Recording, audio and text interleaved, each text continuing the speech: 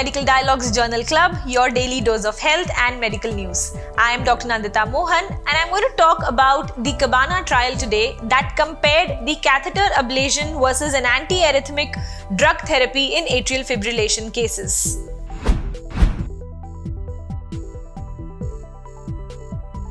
Atrial fibrillation, abbreviated as AF, is not only the most common cardiac tachyarrhythmia, but also the most perplexing from a clinical management perspective.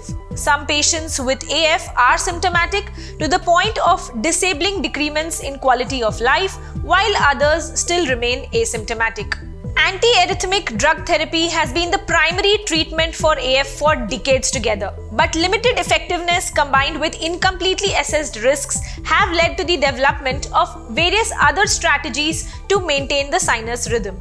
Starting in 1998, reports appeared suggesting the fact that ablative intervention was more effective than antiarrhythmic drug therapy in reducing episodes of recurrent paroxysmal AF. Now, catheter ablation is an effective procedure in restoring the sinus rhythm in atrial fibrillation, but its effects on long-term mortality as well as the stroke risk are still uncertain. Among patients with atrial fibrillation, what is the effect of catheter ablation compared to medical therapy on cardiovascular events and mortality? Now, this is a very common question which this particular trial, that is the Cabana trial, has tried to answer. Among patients with atrial fibrillation, catheter ablation compared with medical therapy did not significantly reduce the primary composite outcome. A total of 2,204 symptomatic patients with atrial fibrillation aged 65 years and older or even younger than 65 years with one or more risk factors for stroke were enrolled for this trial. Of the patients assigned to catheter ablation, 90.8% underwent the procedure, while patients assigned to the drug therapy, 27.5% ultimately received catheter ablation.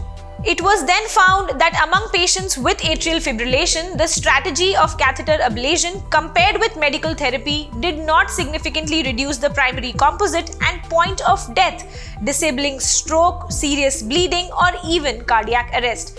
However, the estimated treatment effect of catheter ablation was affected by lower than expected event rates and treatment crossovers, which should be considered in interpreting the results of the trial. Economic considerations for catheter ablation to improve the quality of life or even reduce symptom burden are important in this era of escalating healthcare cost as well as value-based care. Now we have with us today Dr. Prem Agarwal, a senior cardiologist at Sanjeevan Hospital, giving us his valuable comments on this topic.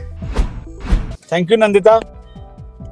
In fact, this issue of treating atrial fibrillation with the medicines or with catheter ablation is a very hot topic and has been very long time. People are waiting for the results of Cabana trial, and this Cabana trial was done basically intended for the purpose of comparing the results of radio catheter ablation to that of the drug treatment, and it was expected that radio frequency ablation will be better than the drug treatment, but the results were not so encouraging because the Cabana trial failed to meet the primary endpoints.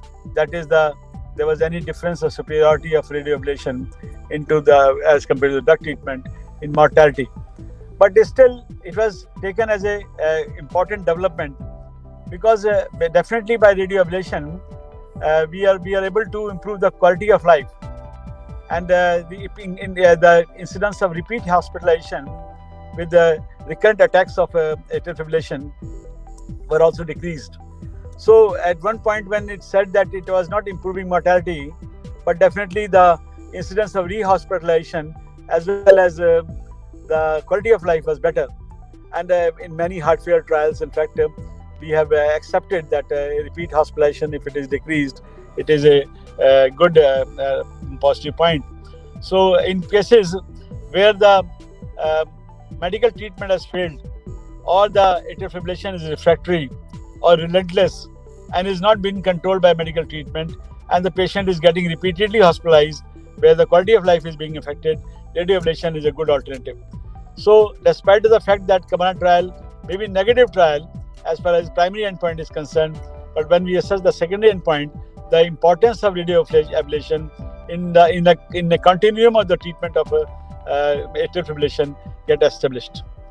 And that's the reason I say that this is an ongoing journey of the treatment of atrial fibrillation, and the best strategies at the best center must have radiocatheter ablation also. Thank you.